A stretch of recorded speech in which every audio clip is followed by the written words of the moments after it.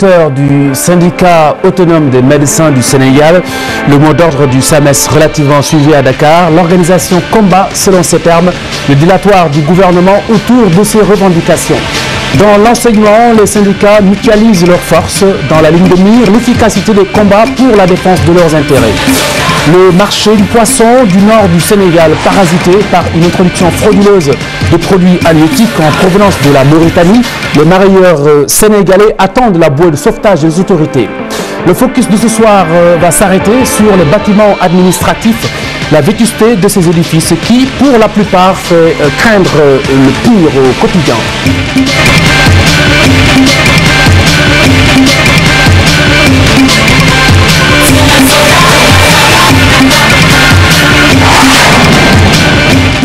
Mouvement de grève des médecins relativement suivi dans la capitale. Plusieurs établissements observent les 48 heures décrétées. Seuls les cas d'urgence sont pris en charge.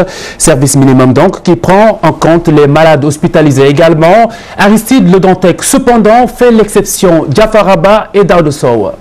Sa blouse est accrochée au porte-manteau. Le médecin ne reçoit pas de consultation aujourd'hui. La grève du SAMES oblige. Seul le service minimum est assuré par ces médecins de l'hôpital Fann. S'il faut parler de respect, on pourrait dire que c'est à 99 jusqu'à même 100% de respect de ce mouvement. Mais quand même, il faut dire que les urgences sont prises et ensuite les hospitalisations aussi. Nous essayons de faire le mieux pour que les malades soient pris en charge. Chez les patients venus se faire consulter, c'est la déception. Cette dame, par exemple, est obligée de rebrousser chemin avec son fils malade. Quand je suis revenue du marché, mon fils pleurait et se plaignait de douleurs à l'oreille. Je suis allée à Basndaou, ils m'ont dit qu'ils sont en grève. Ils m'ont dit d'aller à l'hôpital Fann. Ici aussi, c'est pareil. Je vais voir si je peux trouver un médicament à la pharmacie. C'est vraiment compliqué. À l'hôpital Aristide Le Dantec, c'est le service normal. Pas de respect du mot d'ordre. Mais l'administration ainsi que les médecins n'ont pas voulu se prononcer sur le sujet. Dans d'autres hôpitaux en grève, les médecins en appellent à la compréhension des patients. C'est vrai que c'est extrêmement difficile pour un médecin de tourner le dos à un patient. Ce qu'il faut savoir, c'est que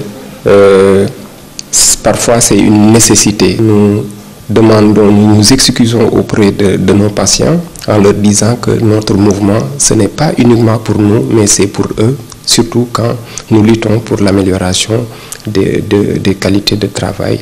Cette grève du SAMES va se poursuivre jusqu'au vendredi 21 février. Parmi les revendications du syndicat figure l'augmentation de l'âge de la retraite à 65 ans pour les médecins, la question des indemnités de logement et le recrutement de personnel, entre autres. Et là-dessus, Daouda Sow, le SAMES et le gouvernement du Sénégal n'arrivent toujours pas à trouver un accord. La rencontre d'hier s'est soldée par un échec. Les médecins qui dénoncent de leur côté un dilatoire dans l'autre camp. Hier, donc, nous avions été conviés à une séance plénière donc, avec le gouvernement. Donc, l'ensemble des ministres concernés par nos accords. Donc nous, le SAMES, nous étions là avec des médecins qui venaient de très loin. Madame le ministre de la Santé et de l'Action sociale était là et monsieur le ministre de la Fonction publique, M. Mansour Sy, était là. Mais était absent, monsieur le ministre de l'Économie et des Finances, du Budget, le ministre de la Décentralisation des collectivités locales, le ministre de l'Urbanisme et de l'Habitat. Et notre plateforme, effectivement, concernait beaucoup de ministères.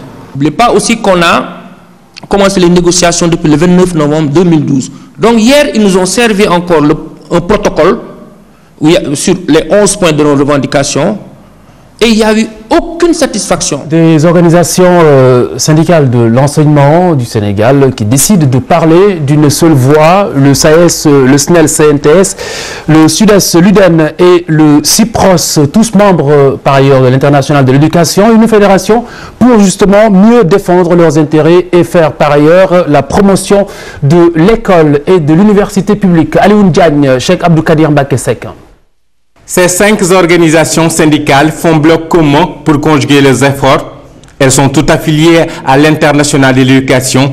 Le combat de cette coordination sera principalement axé sur la défense de l'école, de l'université publique et l'unification des syndicats. La prise en charge d'une vaste campagne nationale pour la défense et la promotion de l'école publique Et ça est en droite ligne de la campagne mondiale de l'IE pour l'éducation de qualité pour tous.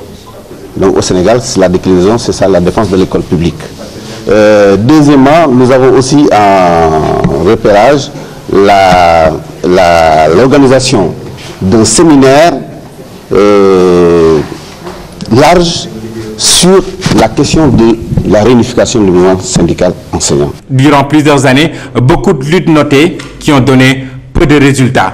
Cela pose la problématique de la pléthore de syndicats d'enseignants, plus de 50. L'efficacité réside aujourd'hui au niveau du mouvement syndical enseignant, réside dans l'unité la plus forte, la plus solide.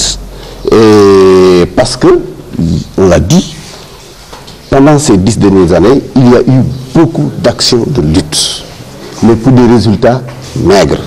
Cela est dû au fait que les syndicats d'enseignants, dans leur dispersion, dans leur émiettement, n'ont pas pu créer un rapport de force nécessaire pour obtenir des acquis substantiels. Ces syndicats trouvent urgent de travailler ensemble pour défendre leurs intérêts. Pour cela, la coordination reste ouverte à d'autres alliés. Et puis la résurrection attendue de la voie ferrée Dakar-Bamako. Le président de la République Macky Sall l'a annoncé en Chine où il effectue à l'heure actuelle une visite d'État de 72 heures depuis hier. Et puis une nouvelle voie ferrée devrait relier Dakar à l'aéroport Blaise Diagne en chantier. Des camions chargés de poissons frais en souffrance à Ourossogui dans le nord du Sénégal. Au moins une dizaine de camions bloqués. Le produit est frappé par une mévente due, selon les convoyeurs, à l'introduction frauduleuse de poissons en provenance de la Mauritanie. Les marailleurs appellent les autorités sénégalaises à l'aide. Ali Bandel Niang. Au moment où la fraîcheur finit de perturber les activités des pêcheurs des zones maritimes, les convoyeurs de poissons dans la vallée du fleuve Sénégal, eux ne savent plus à quel soin se vouer. Depuis quelques jours, des dizaines de camions frigorifiques sont stationnés à Ourossogui. Ces convoyeurs en provenance des zones comme Kayar, Saint-Louis ou encore Mboro ne trouvent plus de clients à qui vendre le poisson. Une situation qui suscite aujourd'hui d'une grande réaction des acteurs qui n'ignorent pourtant pas l'origine de leur malheur. Comme le sucre, l'huile, la rentrée de poissons dans les frontières doivent être interdites. Toutes les voitures que vous voyez n'ont plus de lieu à vendre le poisson. Nous sommes dans le désarroi et nous voulons que les autorités douanières, vétérinaires, tous se mettent debout afin d'éradiquer ce mal. Il y a des milliers de personnes qui y travaillent. Si ça continue comme ça, nous tous nous serons dans la rue sans emploi. Oui. Enfin, nous demandons au président de la République, au ministère de la Pêche et à notre président Thierno Maigre de trouver une entente afin d'interdire les Mauritaniens d'entrer le poisson dans le territoire sénégalais. Malgré la surveillance de la frontière assurée par les agents des douanes, des contrebandiers arrivent toujours à contourner les embuscades. En plus, l'émergence des poissonneries tenues par des jeunes qui se ravitaillent directement à partir de Dakar est également, entre autres raisons, pour justifier la chute drastique du chiffre d'affaires de ces convoyeurs de poissons. Et puis le Conseil national de régulation de l'audiovisuel qui engage une réflexion autour du contenu des télévisions. Donc ce sera une réflexion pour réfléchir sur ce contenu, sa nature précisément, pour protéger le public le plus jeune. L'impact de la télévision sur la famille sénégalaise, donc toutes les questions qui concourent à rendre encore plus lisible la question de la protection de l'enfance et à même de nous donner les outils qui peuvent nous permettre d'envisager la stratégie la plus pertinente pour répondre aux exigences de l'heure et renforcer ce besoin de protection de l'enfance face au contenu des télévisions. Un espace et des plages de convergence entre le régulateur et les opérateurs de télévision pour réfléchir sur l'offre de télévision. Il faut que l'on discute le cahier des charges et le projet de télévision. Comment concilier ces exigences au profit du public? Je vous annonçais hier l'affliction qui a frappé le quartier historique de la Médina, le décès du maire, maître Biram Sassoum Sy. Il a été inhumé aujourd'hui à Yoff. Plusieurs personnalités ont assisté à la levée du corps. C'était à la mosquée de Santhiaba, dans le quartier Mardien Chérif Dia. De l'émotion, de la tristesse ici à la mosquée de Santiaba de la Médina. Le lieu de culte est même trop exigu pour contenir cette immense foule venue saluer la mémoire du maire de la localité, Maître Biram Sassoum-Sy. On a une part au sein de notre famille, au sein de la Médina. Au tribunal, il prenait, il retrouvait justement une personne justement devant le tribunal qui n'avait pas d'avocat. Il se présentait et se constituait pour lui. Parents et amis, personnalités politiques, religieuses, coutumières, les avocats du barreau de Dakar, tous sont venus prendre part à la levée du corps. Biram Sassoum est de ceux-là qui nous ont formés dans le métier d'avocat, une énorme perte pour le barreau du Sénégal, pour le landerneau politique du Sénégal, pour le mouvement démocratique et des droits humains du Sénégal. Il était adjoint au maire de la ville, chargé de l'administration, c'est-à-dire il a géré ces 5 dernières années. Si vous n'avez pas eu de grève, il a géré son domaine avec beaucoup de discrétion, mais avec beaucoup d'efficacité. Il a réglé tous les problèmes que le personnel de la ville avait exposés quand nous venions.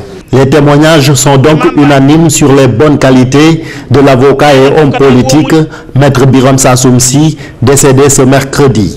C'est pourquoi la foule a tenu à l'accompagner jusqu'au cimetière de Yoff, sa dernière demeure. Et puis cette tension qui menace la cohésion du parti socialiste, cela prend une tournure plutôt sémantique à l'heure actuelle. Ousmane Tanor Dieng qui parle de frémissement qu'il dit juger normal dans un parti de la trempe du parti socialiste. Par ailleurs, il signale la ligne rouge, une ligne rouge qui, selon lui, aucun membre du parti n'ignore. Écoutez-le. Nous sommes un grand parti avec beaucoup de tumulte et de rebondissements, mais il reste toujours pour chacun d'entre nous une espèce de boussole. Et en ce moment, je pense que tout le monde prie pour lui. Et ce que nous nous disons aujourd'hui, c'est qu'ensemble, nous essaierons d'être fidèles à sa mémoire. Vous savez, c'est un grand parti, il y a quelques frémissements, quelques rebondissements, mais nous savons toujours jusqu'où il ne faut pas aller trop loin. Propos tenus en marge de la levée du corps de son défunt camarade Maître Sy.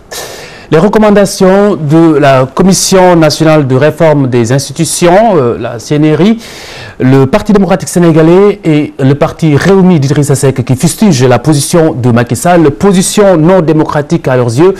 Le Forum civil, pour sa part, déplore le choix de l'extérieur pour justement l'expression de celle-ci.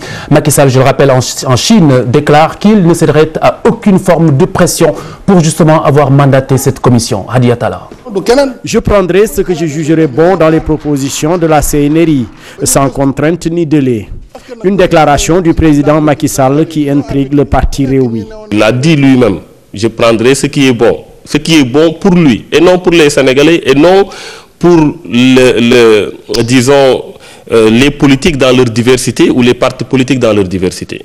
Pour le PDS, le président de la République ne doit pas tout ramener à sa propre personne. Le peuple aussi a son mot à dire. Je ne pense pas que ce soit une bonne attitude. Je pense que le président devrait, au contraire, retenir ce qui serait bon pour juger bon par le peuple sénégalais et qui se les conforme à sa volonté de changer. Et sous ce rapport, le président devrait chercher le maximum de consensus avec la classe politique. Selon le Forum civil, ce large consensus demande du temps. Mais il y a une éventualité qu'on semble exclure. Le fait qu'il propose un projet de constitution n'amènera pas automatiquement le peuple à le voter. Ce risque existe. Donc, mieux vaut gagner en cohésion large, un consensus, pour avoir un plébiscite sur le vote du document. Il faut du temps, pas à lui, à la société. Le président de la République a profité de son déplacement en Chine pour se prononcer sur la question, une pratique que n'approuve pas le Forum civil. Il resterait simplement une chose, que les questions nationales de souveraineté du Sénégal, on les exprime dans le pays, pas en Chine, pas en France, pas ailleurs. Ce qu'on avait reproché à Diouf, qu'on a reproché à Abdoulaye Wade, on peut lui reprocher. Le rapport a été déposé au Sénégal, il a fait des commentaires. La Commission nationale de réforme des institutions a été installée il y a 11 mois. Même si les propositions sont approuvées, leur application relèverait d'un long processus. La place de nouvelles technologies de l'information et de la communication dans l'école sénégalaise. Le ministère de l'Éducation nationale a signé une convention de partenariat avec une entreprise locale pour justement favoriser l'accès. Certains établissements disposent déjà de salles informatiques, mais l'outil n'est pas encore suffisamment démocratisé dans le système. Mardieng Aminasso. Initiation à l'informatique à une classe de 5e. Dans ce collège public de Dakar, une seule salle d'informatique est fonctionnelle pour plus de 600 élèves. On a juste une salle, n'est-ce pas, avec des machines un peu, disons, obsolètes. Mais on se débrouille avec. Les conditions ne sont vraiment pas réunies. Au collège Adama Diallo, les équipements en outils informatiques font défaut. Donc on s'assoit parfois à 2 ou bien à 3 par machine, n'est-ce pas? Et on est obligé de diviser les classes en 2 groupes pour qu'on puisse faire cours normalement. Des fois, il y a des problèmes. Parce que si quelqu'un a l'ordinateur, l'autre va aussi toucher à l'ordinateur. Vous voyez? Oui, ça pose problème. Dans notre bureau, nous n'avons aucun appareil et qui n'est même pas fonctionnel. Tout le contraire à l'école élémentaire Mas Massayer Nian 2. C'est dans cette salle bien équipée que les enfants sont initiés. Nous avons des logiciels installés, aussi bien en mathématiques, en français et en activités d'éveil.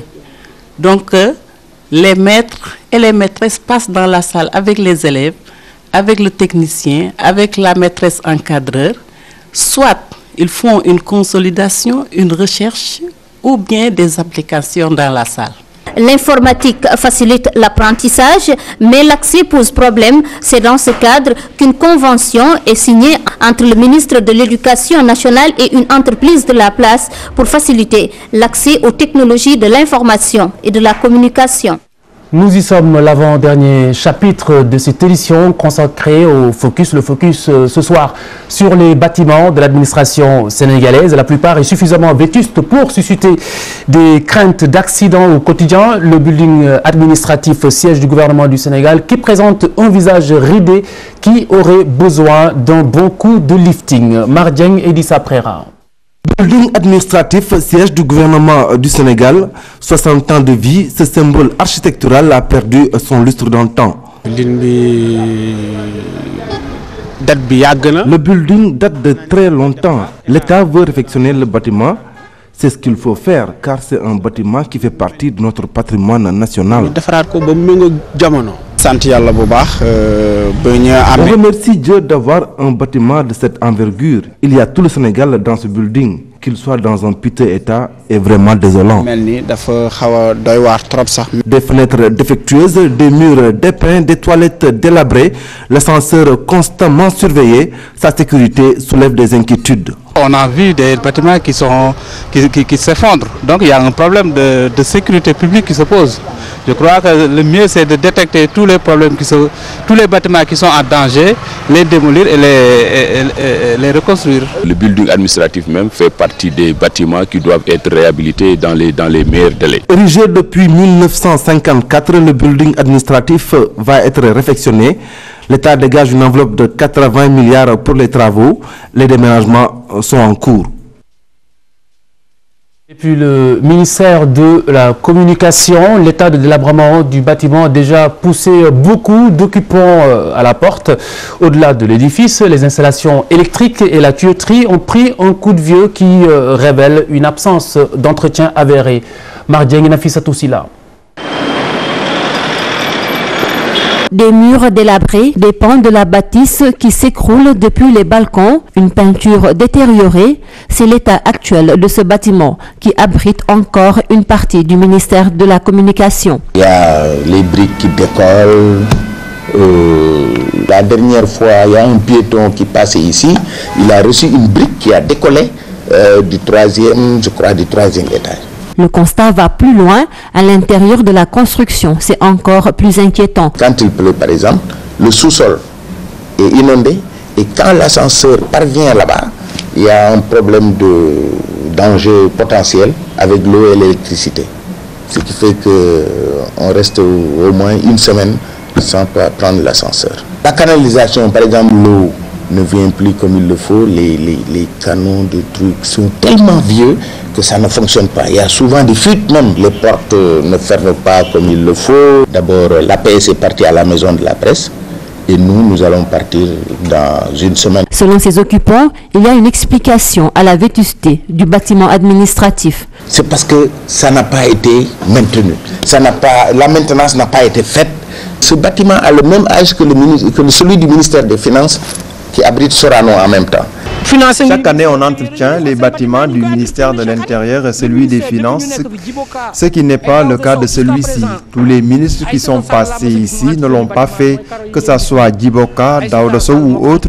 Aïssata Tall Sall a juste refait la devanture en posant ses carreaux. Ce vieil édifice qui date de l'indépendance abritait tous les services du ministère de la Communication et l'agence de presse sénégalaise. Pour plus de sécurité, la protection civile a jugé nécessaire d'évacuer le bâtiment pour une réfection générale. Alors, dans ce cadre, le soleil pourrait bien venir du sud du pays, à Ziguinchor. Les chantiers de réfection démarrent peu à peu. Beaucoup de bâtiments administratifs ont déjà fait peau neuve, mais les populations souhaitent que l'État accélère la cadence. Boubacar Diassi. Ziguinchor, capitale de la région du même nom, abrite plusieurs bâtiments relevant de l'administration déconcentrée. La plupart de ces bâtiments sont construits depuis maintenant plusieurs décennies, si bien qu'ils ne se portent forcément pas bien. Tous les bâtiments administratifs ici à Ziguinchor sont vieux. Je peux dire même toute la ville, elle est vieille. Les chefs de service en sont conscients aussi. C'est un bâtiment qui est très vieux, qui présente quelques fissures et la sécurité donc n'est pas tellement assurée. Les occupants et les usagers de ces bâtiments sont unanimes à demander à l'État de renverser la vapeur. Ce qu'on souhaiterait, que l'État vraiment réhabilite le bâtiment pour qu'il soit plus sécur et cela nous permettra donc de travailler dans de bonnes conditions. À chaque fois donc il y a quelques dalles donc n'est-ce pas qui s'affaissent et cela pose énormément de problèmes et quelque part aussi il y a de l'eau qui sointe. L'appel que je lance à l'État du Sénégal, Ziguinchor est une capitale régionale, donc Ziguinchor mérite un autre visage que celui-ci. Et pourtant, l'État n'est pas resté les bras croisés. Il a déjà réfectionné certains bâtiments administratifs à l'image de la gouvernance, des locaux des services fiscaux, de la maison d'arrêt et de correction de Ziguinchor, alors que d'autres sont en cours de réfection. C'est le cas du Trésor et de la Caisse de sécurité sociale. L'État construit même de nouveaux bâtiments. La Cour d'appel de Ziguinchor en est un exemple éloquent.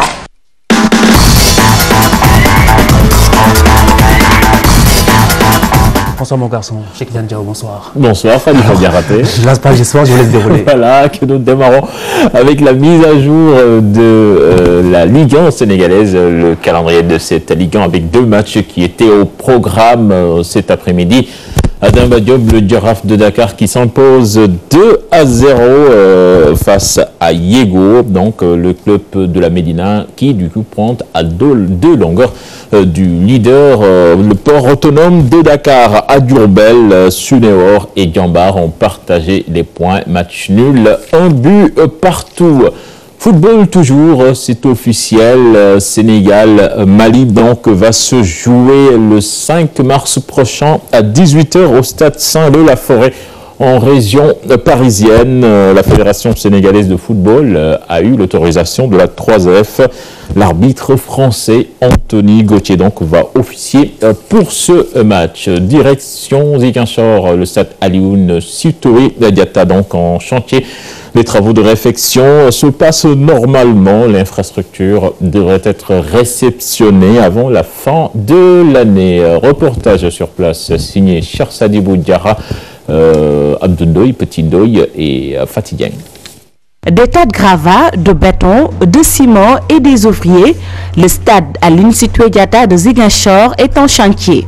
Des travaux de réhabilitation qui devront se terminer à la fin de l'année 2014. Vraiment, on est en train de faire la semaine de fondation pour la tribune couverte, le poste de courant et les deux toiles éclairage comme des ampoules, 18 ampoules par chaque projecteur. Disposant déjà d'une pelouse, le stade régional va bénéficier de 2 nouveautés. C'est la piste d'athlétisme parce qu'on a déjà une bonne pelouse. Donc ils s'arrêtent à la piste et puis faire même le stadium ils vont le faire. C'est un terrain multifonctionnel. Il y aura un terrain de tennis, handball, volley, basket et puis il y a une tribune découverte. On veut qu'on nous donne des tribunes au virage, qu'on ferme le stade. Ville de sportifs, Ziguinchor, avec 3 clubs qui jouent sur le plan national, accueille la rénovation du stade Aline Sitoé Diatta d'un bon oeil. Une aubaine pour le football local, en plein renouveau. Ce football du Sénégal en deuil fatigant avec la disparition de Saïd Fakhri. Saïd Fakhri donc disparu à l'âge de 77 ans. L'ancien président de la Fédération sénégalaise de football, après l'épopée 2002, était également président propriétaire de l'AS Cannes et vice-président du conseil de surveillance de l'Olympique de Marseille. Découverte à présent avec Khassimou Touré. Khassimou Touré, pour ceux qui ne le connaissent pas, c'est un arbitre international d'escrime, un des meilleurs au monde dans un pays qui ne brille pas dans ce sport. Portrait signé Chertidiane John et Abdoulaye. L'escrime, perçu comme le sport de la classe aisée, un stéréotype pour la crème de la discipline au Sénégal. Depuis 17 ans, cet homme est au service de la discipline. Pape Khassimou Touré connaît bien ce milieu. Alors, j'ai commencé en 2006, puisque j'ai été le premier arbitre noir africain à officier dans une compétition internationale, puisque tout le monde sait que l'escrime est un sport plutôt européen. C'était au championnat du monde de Belek. Ça s'était passé en Turquie. Donc c'était ma première compétition. C'était pas facile du tout parce que bon, c'est difficile pour les gens de comprendre comment on peut avoir un arbitre sénégalais alors que l'escrime sénégalaise vient de naître. Donc ça a été un peu difficile au début. Mais je rends grâce à Dieu, ça va, ça se passe bien. L'ancien entraîneur de l'équipe nationale du Sénégal de 1997 à 2005 s'est reconverti à l'arbitrage. D'ailleurs, il est désigné parmi les meilleurs sur les 300 du monde. J'ai fait partie des 3 meilleurs arbitres désignés comme étant meilleurs arbitres de la saison 2012 et 2013 et aussi pour cette année. D'autant plus qu'on est plus de 300 arbitres, d'avoir un Sénégalais à l'intérieur du top 3, c'est une fierté pour mon pays aussi et pour moi-même. D'avoir aussi un Sénégalais, j'ai eu arbitré la finale des Jeux Olympiques de Londres 2012, ça aussi ça montre que l'escrime sénégalais se porte bien. Parce qu'en si peu de temps, c'est pas facile. Pape Khassimou Touré reconnaît tout de même que le métier d'arbitrage est un exercice très délicat. Par conséquent, il invite ses collègues à faire preuve d'humilité dans le métier. Voilà, merci cher Tidiane John, Khalifa Diaraté, c'était tout pour la page. Merci Cheikh Tidiane Diao. Merci à vous mesdames et messieurs d'avoir suivi. À suivre 20h45, Nyawon Demb autour de Abdoulaye Diao. Bonne soirée.